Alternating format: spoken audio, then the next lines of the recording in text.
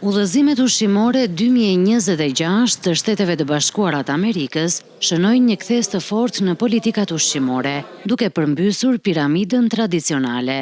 Modeli i ri vendos theksin te ushqimi i vërtet, reduktimi i sheqerit të shtuar dhe largimi nga ushqimet e përpunuara. Piramida e re rikthen në qendër proteinat, produktet shtazore dhe ato të qumshtit si element kyç për shëndetin metabolik. Dëmimi i madh që i vjen sot konsumatorit është konsumi produkteve të cilat janë të përpunuara, apo ato që janë ultra të procesuara, duke bërë që të marrin përveç ushqimit, të marrin konservantët, ngjyrusit, aditiv të ndryshëm, ndërsa orientimi në këtë piramidën e re e konsumit të produkteve të papërpunuara si kundërshta mishi, qumshti, veza, peshku, normalisht prezupozon që njeriu të ardhmi të ketë një shëndet më të mirë nga çka ka pasur deri më sot. Por sa të sigurt janë konsumatorët shqiptar për përdorimin e produkteve shtazore?